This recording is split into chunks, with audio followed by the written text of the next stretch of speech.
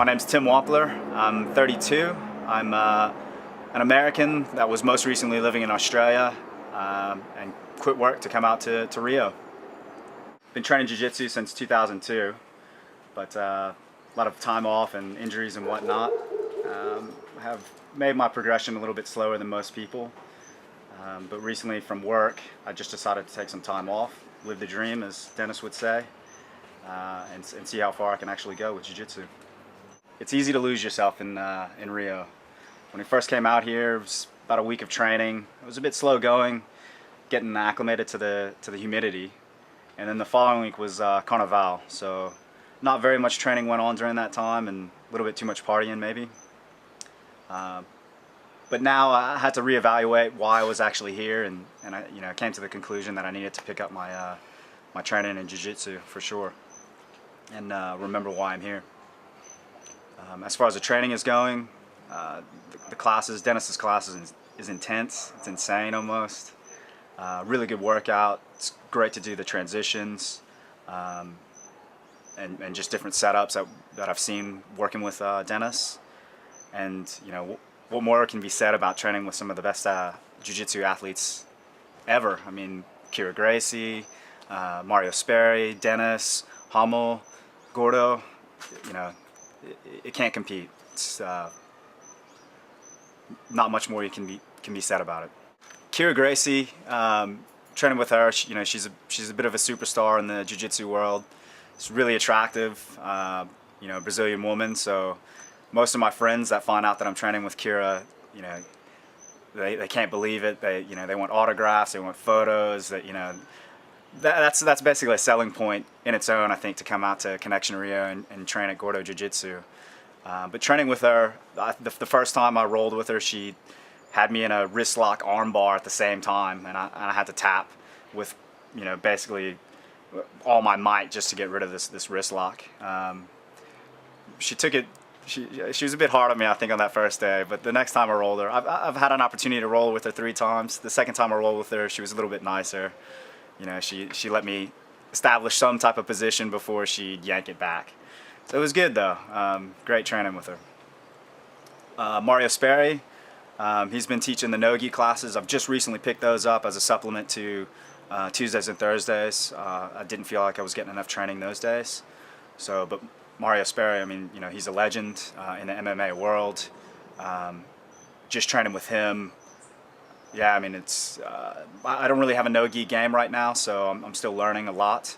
But you can see the amount of knowledge that this man has, and it's great to have an opportunity to train with him on those days. Right now, we're living in a house full of English-speaking students, and all the instructors of the class speak English enough to teach the movements.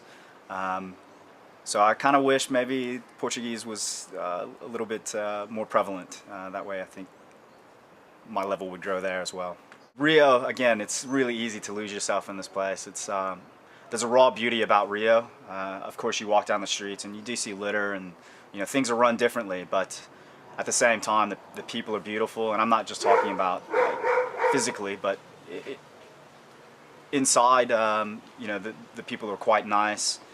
Smiles. You hear about maybe the dangers of Rio, but since I've been here, I haven't noticed any of that at all. And going out to Pepe Beach on a Saturday and Sunday, on a nice day, and seeing so many beautiful women, it's hard not to want to stay in Rio. And I think if you talk to any of the guys here, all of them want to stay longer than they've set their trip out to be. Jiu-jitsu lifestyle.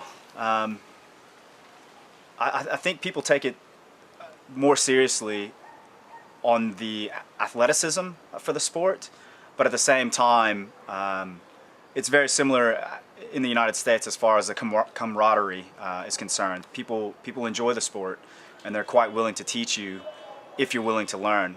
I think there have been stories of maybe other gyms where they're not as accepting of outsiders coming into their gym, but here at Gordo, I have not seen any of that. And quite the contrary, I think most people are willing to teach you if you're willing to ask. So I think, and I've only been here, I think maybe 4 or 5 weeks, I feel that my jiu-jitsu is already growing. Getting back to jiu-jitsu in Rio, I think if you ask the guys here, everyone will have a different reason for why they came out here. And people have blogs, people are writing books, people are just here to get to that next level. For me, maybe it's a little bit deeper for me because jiu-jitsu for me was something that I had in common with my brother, who passed away a few years ago. But I continued it on because of his spirit, and I guess to make him proud. It was, like I said, it was something that he and I had in common, and I was following in his footsteps as far as jiu-jitsu is concerned. So initially, when I first started jiu-jitsu, it wasn't really my sport. It was a sport that I was doing for my brother. So I moved around schools a little bit, became the criante, I guess is how you say it. And now that I'm looking back on those times, I kind of realize that, you know, jiu-jitsu is my sport now. I'm enjoying it, and I think the loyalty is very important, and you can see that at Gordo Jiu-Jitsu. The students very much enjoy their instructors, and vice versa. I think there is definitely a family within Gordo Jiu-Jitsu, and you can see it even from the students that are just here temporarily. You know, you talk to them and they only ever want to train at Gordo Jiu-Jitsu now because of that mentality and that camaraderie. I've trained at Draculino school in Houston, and that was top-notch instruction there. The difference that you get here in Rio compared to top-notch instruction anywhere else is probably the number of black belts and brown belts that you get to train with on a daily basis. And although as a blue belt I get smashed quite regularly training with these brown and black belts, a lot of times at the end of the session they'll tell you what you're doing wrong and offer up some assistance in how to better yourself. You can get good training anywhere in the world, and I think what you miss out on a lot of times is really the amount of training. In Australia, for instance, basically there was only one time per day that you could really train, and that was at night, kind of after work. Whereas here, there's classes, you know, 3-4 times a day that you can attend if you want to. And so consistency and the number of brown and blacks that you get to wrestle, and purple belts as well, and blue belts. And the level that these belts, or the guys that have these belts, their level is pretty good.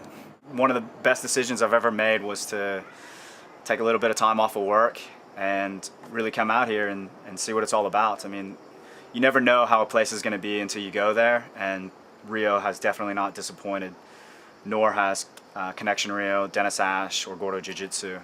I think most of my friends that have seen the things that I've done through social networking sites have outright said that they're jealous of the opportunities that I've had, and I'm jealous of myself for the opportunities that I've given myself.